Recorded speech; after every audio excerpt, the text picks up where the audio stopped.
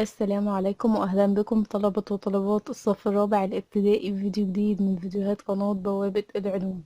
النهاردة بإذن الله مع بعض يا سنة رابعة هنحل امتحان محافظة الجيزة إدارة أكتوبر التعليمية. طبعا الامتحان تقدروا تلاقوه في صفحة 263. يلا بينا مع بعض نبتدي حل أسئلة الامتحان. السؤال الأول ضع علامة صح أو خطأ أمام العبارات الآتية. العبارة رقم 1: بتحتاج النباتات إلى جذور طويلة ممتدة في أعماق التربة للبقاء في البيئة نادرة المياه. طبعا العبارة دي عبارة صح. طبعا النباتات اللي بتكون موجودة في بيئة المية فيها نادرة أو قليلة بتحتاج إن هي يكون عندها جذور طويلة ممتدة تحت التربة عشان الجذور دي تساعدها على امتصاص أي ماء موجود في التربة. أما بقى العبارة رقم 2: بيستطيع النحل التمييز بين الطعام الحلو والمر عن طريق حاسة الشم. طبعا العبارة دي هتكون عبارة خطأ. العبارة رقم 3: تواجد طيور البطريق في مجموعات بيعتبر تكيف تركيبيا. طبعا العبارة دي خطأ لأن ده سلوك بيعمله طائر البطريق، وطبعا السلوك ده بيكون تكيف سلوكي. أما بقى العبارة رقم 4: عند حدوث تصادم بين قطار وسيارة بيتبادل الجسمان طاقتهما. طبعا العبارة دي هتكون عبارة صح. أما بقى العبارة رقم 5 والأخيرة: بيتمتع الدولفين بحاسة سمع قوية. فبرضو العبارة دي هتكون عبارة صح. كده بالشكل ده نكون انتهينا من حل السؤال الأول في الامتحان. تعالوا بينا بقى دلوقتي ننتقل للسؤال التاني يا سنة رابعة. اختر الإجابة الصحيحة مما يلي. العبارة رقم 1: بتستخدم الحيتان الحدباء الغناء من أجل نقط التدفئة، التخفي من الأعداء، التكاثر والتغذية، ولا اللهو مع الحيتان. طبعا الحيتان الحدباء بتستخدم الغنى من أجل التكاثر والتغذية.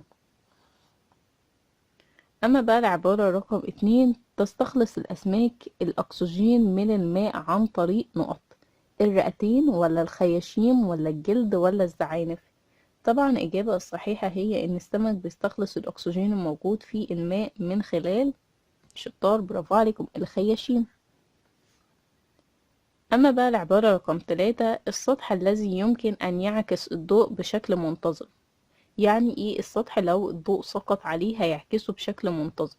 هل هو السطح ناعم ولامع، ولا مظلم وبيه شوائب، ولا شفاف وغير نظيف، ولا خشن وداكن؟ طبعا الإجابة الصحيحة هي إن السطح اللي يمكن أن يعكس الضوء بشكل منتظم هو السطح الناعم واللامع. أما بقى العبارة رقم 4: أي مما يلي مصدر من مصادر الضوء؟ العين، القمر، النار، المرآة. طبعا الحاجة الوحيدة اللي بتصدر ضوء من الحاجات دي هي النار.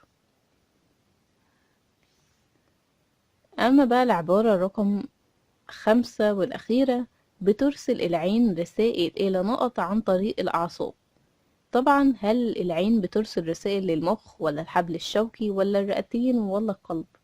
طبعا الإجابة الصحيحة هي إن العين هترسل رسائل أكيد إلى المخ، وده عن طريق الأعصاب. كده بالشكل ده نكون انتهينا من حل السؤال التاني يا سنة رابعة.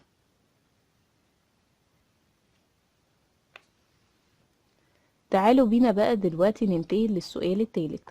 صل من العمود ب ما يناسب العمود أ. الجاذبية.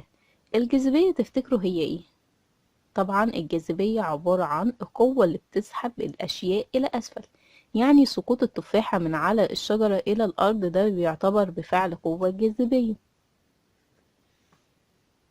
أما بقى فالسرعة بيتم احتسابها أو معرفتها من خلال إن أنا بعرف المسافة المقطوعة وبقسمها على الزمن.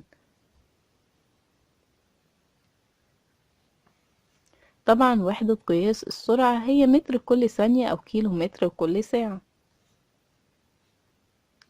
أما بقى طاقة الوضع فهي أكيد هتكون الطاقة المختزنة داخل الجسم.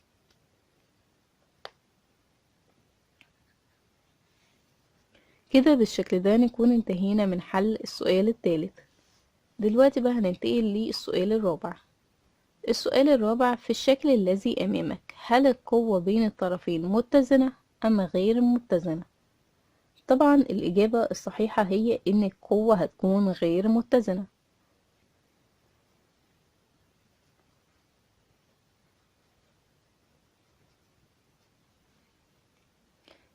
لأن طبعا أكيد هيكون في طرف قوته أكبر من الطرف الآخر، لأن في طرف واقف لوحده، في طرف عبارة عن مجموعة. في أي اتجاه سيتحرك الحبل؟ تفتكروا الاتجاه هيتحرك ناحية اليمين ناحية الطرف ده، ولا اليسار ناحية مجموعة الأشخاص دول؟ طبعا الإجابة هتكون ناحية اليسار، لأن اليسار هي هتكون قوتهم أكبر لأنهم أكتر عدد.